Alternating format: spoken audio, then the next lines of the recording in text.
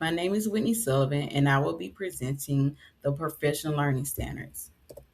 These standards were developed by Learning Forward, and there are 11 of them, and they're organized into three interconnected domains. These standards were established as a framework to help schools and districts to implement and provide effective professional learning.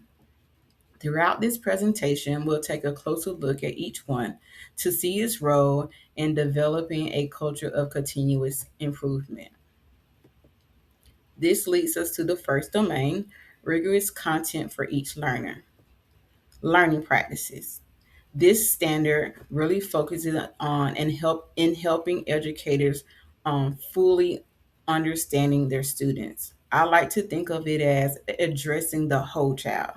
It's important for teachers to know the students inside the classroom as well as outside the classroom. Um, Equipping teachers in their capacity to personalize instruction by building on students' strengths, their interests, and talents. This success is short lived if we don't have opportunities to partner with families, communities, and colleagues to remove barriers and support student success. With talking with families, you can gain more insight, and that way you can fully support the child and incorporating those pieces into instruction so the instruction can be relatable to them. Curriculum assessment and instruction standard. It focuses on prioritizing high quality curriculum instruction materials and assessment.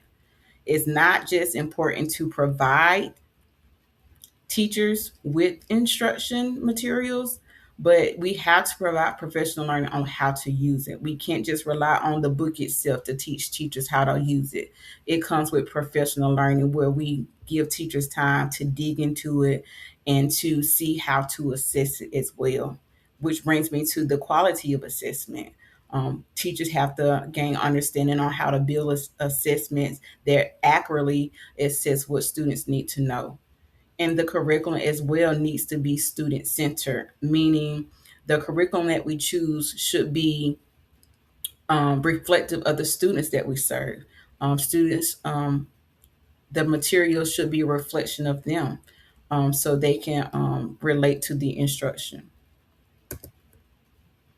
Next up is professional expertise.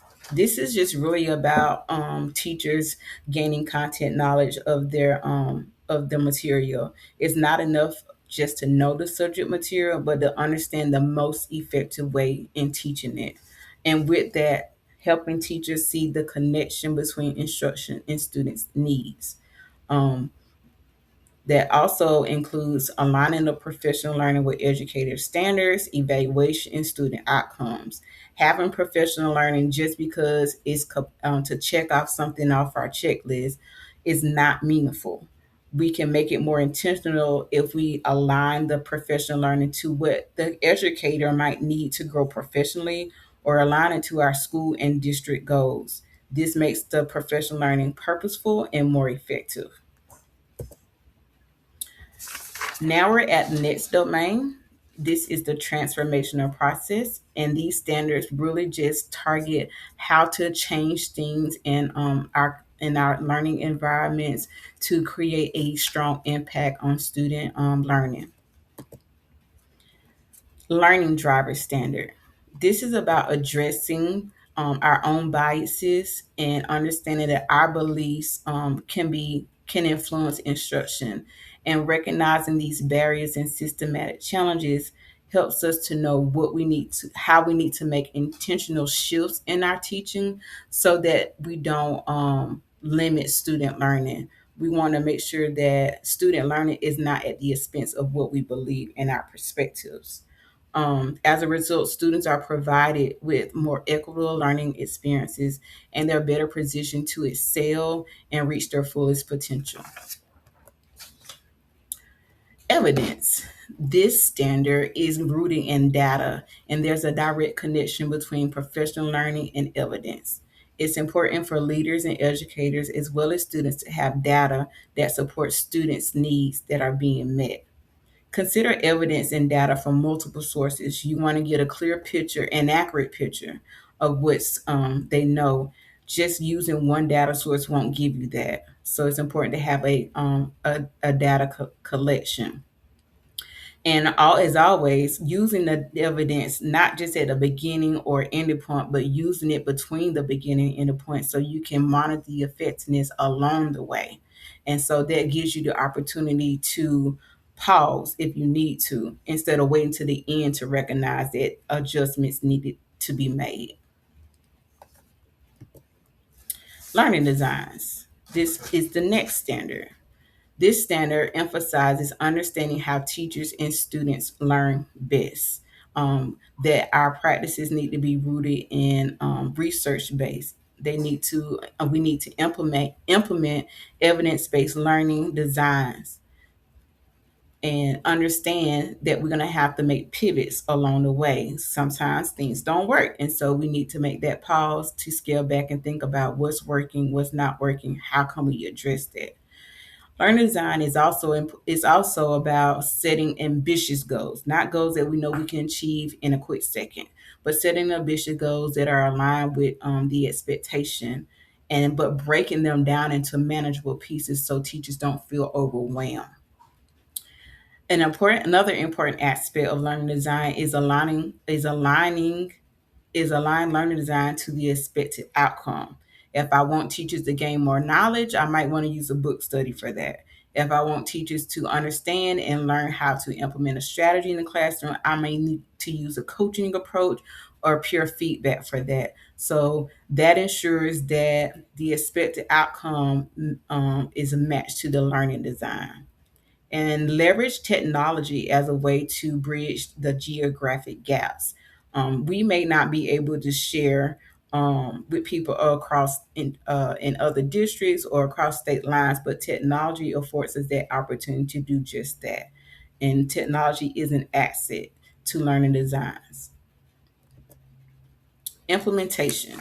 With this standard, this is a component that is a part of this transformational process, and this is where the learning moves from casual talk to true action.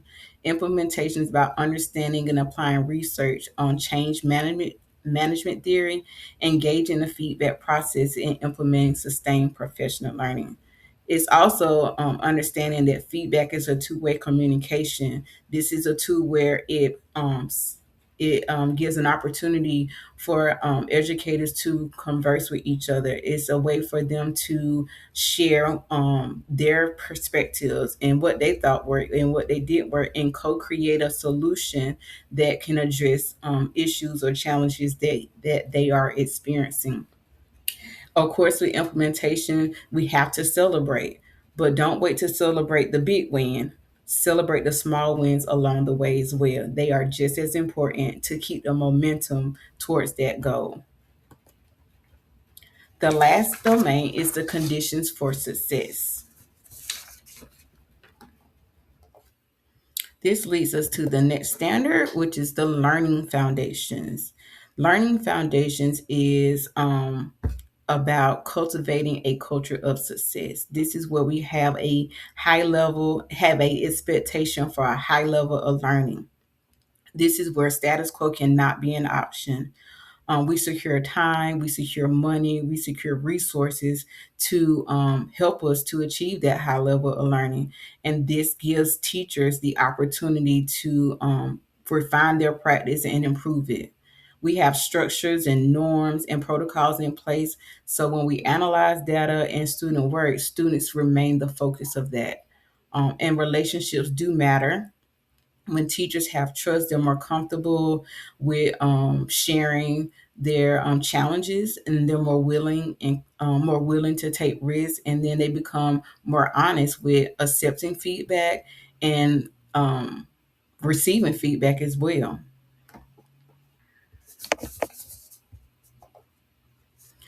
Culture of collaborative inquiry standard. This is where we have a commitment to continuous improvement. We build collaboration skills and capacity, and we have a shared responsibility to improve learning for all students. This is where our work involves identifying problems, testing out solutions, and making adjustments. With that, professional learning should afford teachers the opportunity to reflect so they don't feel rushed to make decisions, but have time to reflect to make informed decisions based on what the data says. And when you're engaging in collaborative inquiry, healthy conflict is going to happen. It's inevitable. It's uncomfortable, but it's necessary because um, engaging in discussion with your colleagues deepens your understanding and it challenges your assumption. That way, students can continue to thrive. The leadership standard. This is where leaders establish a shared vision that is focused on educator practices and student outcomes. This is where leaders ensure policies, initiatives, and resources align with just that. And it helps us all to stay focused on the vision. And that's where you have to make sure you're aligned. You have a line. You're checking the alignment all the time, not just at the beginning and end point. You're checking it along the way to make sure we're not getting so heavy in initiatives that distract us from fulfilling the vision. Along with that is building teacher capacity with professional learning. Leaders have to be an advocate for professional learning, encouraging teachers to get professional learning and encouraging them to become experts of it, and that way they can share it with others, and that just kind of builds that collaborative environment. The next standard is resources, and this is a crucial piece. None of the professional learning, the effectiveness of professional learning, can't happen without the resources. It takes all of it just to make it happen. Resources include money, it includes people, it includes time, materials, services, and technology. And this helps us not to just plan professional learning, but take professional learning and put it into action. And you can't do it without resources. As we're using the resources, we have to monitor the impact of it. It's a time where we have to come to the table and say this resource is working. It's showing it's evidence to show that students are improving because of this resource. But it's also a time where we have to be honest and say this resource is not working. It's not improving instruction. And those conversations need to happen more than often so we can maximize our resources to benefit students. As you look at the image, I want you to notice that the standards do not stand alone. They overlap and support each other. There's no starting point, there's no ending point, it's not a finish line. It's a continuous cycle of learning where equity, collaboration, evidence, and implementation all play a part. And when these areas are working together, it strengthens the whole entire system. And this is how we create lasting change for improving learning for every learner. This concludes my presentation, and thank you for your attention.